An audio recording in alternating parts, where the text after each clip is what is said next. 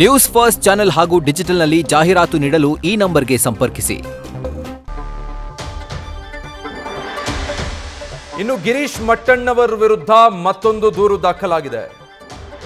ಧರ್ಮಸ್ಥಳ ಸಾಮೂಹಿಕ ಮದುವೆಯ ಬಗ್ಗೆ ಅವಹೇಳನಕಾರಿಯಾಗಿ ಮಾತಾಡಿದ್ರು. ಇದಕ್ಕೆ ಮಟ್ಟಣ್ಣವರ ವಿರುದ್ಧ ಮಹಿಳಾ ಆಯೋಗಕ್ಕೆ ದೂರು ಸಲ್ಲಿಸಲಾಗಿತ್ತು. ಅವರು ಮಾತಾಡಿದಂತಹ ವಿಡಿಯೋ ಇತ್ತಲ್ಲ, ಅದರ ಸಮೇತವಾಗಿ ಮಹಿಳಾ ಆಯೋಗಕ್ಕೆ ದೂರು ಕೊಡಲಾಗಿದೆ. ತಕ್ಷಣ ಗಿರೀಶ್ ಮಟ್ಟಣ್ಣವರ ವಿರುದ್ಧ ಕ್ರಮಕ್ಕೆ ಆಗ್ರಹಿಸಿರೋದು. ಡೀಟೇಲ್ಸ್ ಕೊಡ್ತಾರೆ ನಮ್ಮ ಪ್ರತಿನಿಧಿ ಪ್ರಗತಿ.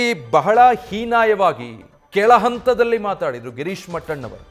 ನಾವದನ್ನ ಪುನರಾವರ್ತಿಸೋದಕ್ಕೂ ಬೇಜಾರಾಗುತ್ತೆ. ಈಗ ಆ ಕೇಸಲ್ಲಿ ಸಂಕಷ್ಟ ಎದುರಿಸಬೇಕಾಗುತ್ತಾ?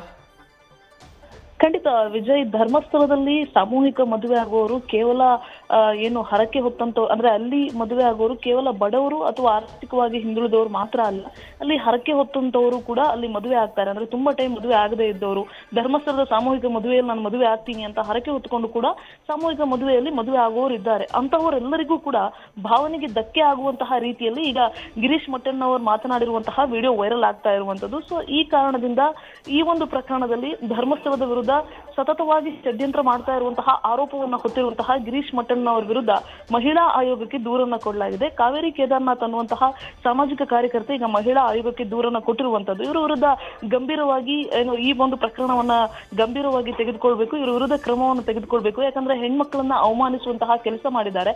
ಲಕ್ಷಾಂತರ ಸಂಖ್ಯೆಯಲ್ಲಿ ಸಾಮೂಹಿಕ ಮದುವೆ ಆದವರಿದ್ದಾರೆ. ಅವರೆಲ್ಲರ ಬದುಕಿಗೆ ಜೊತೆಗೆ ಅವರು ಒಂದು ಉತ್ತಮವಾದ ಬದುಕನ್ನ ನಡೆಸ್ತಾ ಇದ್ದಾರೆ. ಅದೆಲ್ಲರಿಗೂ ಈಗ ಧಕ್ಕೆಯನ್ನು ತರುವಂತಹ ಹೇಳಿಕೆಯನ್ನು ಅವರು ಕೊಟ್ಟಿದ್ದಾರೆ. ಇವರ ವಿರುದ್ಧ ಕಠಿಣ ಕ್ರಮ ಕೈಗೊಳ್ಳಬೇಕು ಅಂತ ಮಹಿಳಾ ಆಯೋಗದ ಅಧ್ಯಕ್ಷೆ ಆಗಿರುವಂತಹ ಡಾಕ್ಟರ್ ನಾಗಲಕ್ಷ್ಮಿ ಚೌಧರಿ ಅವರನ್ನ ಖುದ್ದು ಭೇಟಿಯಾಗಿ ಮನವಿ ಮಾಡಿ ಪತ್ರದ ಮೂಲಕ ಅವರಿಗೆ ಒಂದು ದೂರನ್ನ ಕೊಟ್ಟಿರುವಂತಹದ್ದು. ಮಹಿಳಾ ಆಯೋಗ ಕೂಡ ಮುಂದೆ ಯಾವ ರೀತಿಯಾಗಿ ಇವ್ರ ಮೇಲೆ ಕಾನೂನು ಕ್ರಮವನ್ನು ಕೈಗೊಳ್ಳಬೇಕು ಅನ್ನುವಂತಹ ನಿಟ್ಟಿನಲ್ಲಿ ತಯಾರಿಯನ್ನ ನಡೆಸ್ತಾ ಇರುವಂತದ್ದು. Vijay, thank you Pragathi.